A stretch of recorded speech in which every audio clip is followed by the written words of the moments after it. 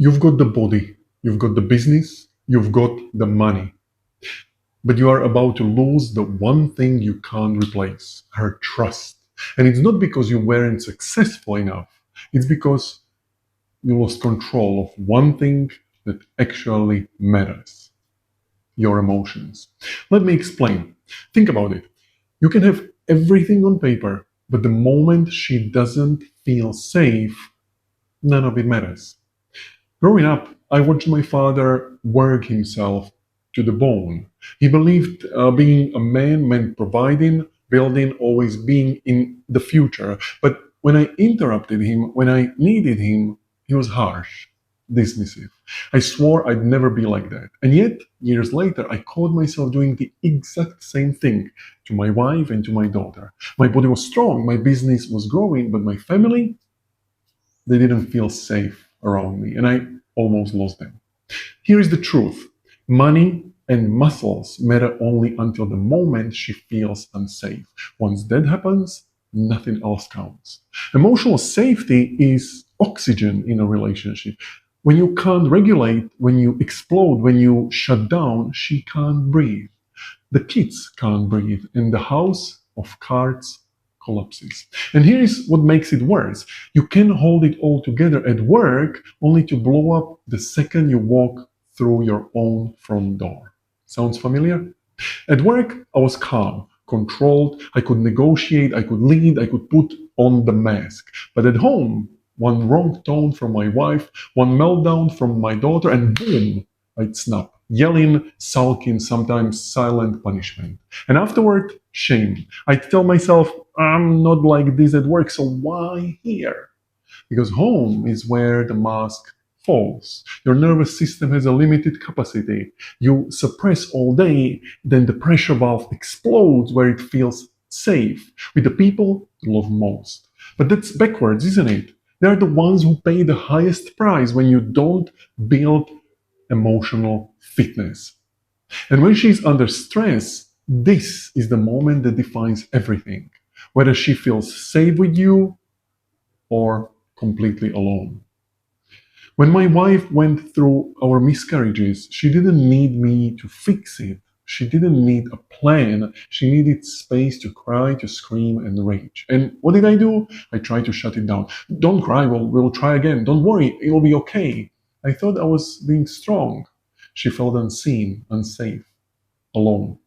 Emotional safety isn't about fixing, it's about holding, it's about being the container when she's in chaos. It's you not running, not exploding, not numbing, but staying, breathing, grounded.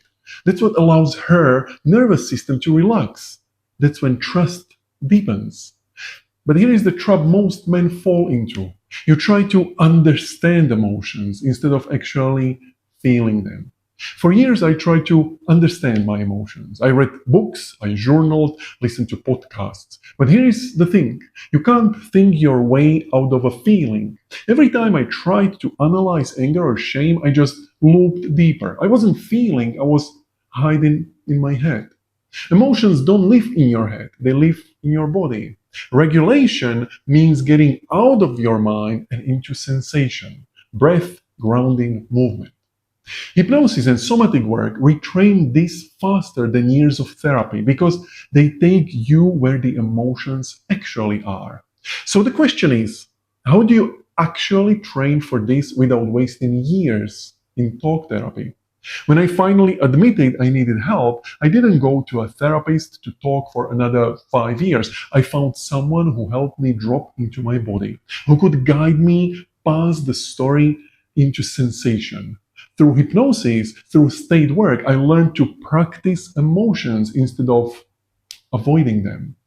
Emotional fitness is like physical fitness. You don't build it by talking about push-ups. You build it by doing reps.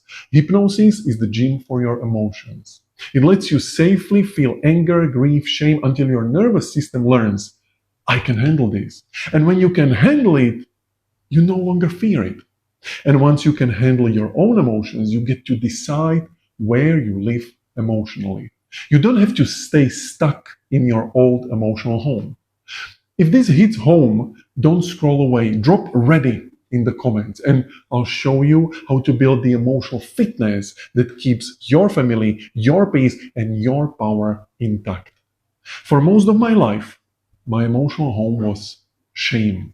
Every road led back there. Success, failure, didn't matter. I'd end up in shame. That's why I overworked, numbed out, chased validation until I realized an emotional home isn't fate. It's built, it's designed, it's practiced. You can consciously choose a new home. Gratitude, groundedness, strength. It takes practice, but just like building muscle memory, you wire new emotional defaults. That's freedom. That's leadership. That's what makes her feel safe.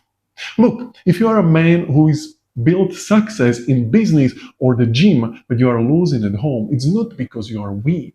It's because no one taught you the most important skill of them all, emotional fitness.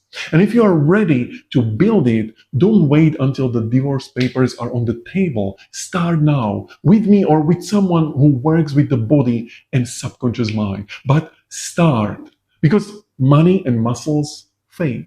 What lasts is whether your family feels safe in your presence. And that starts with you.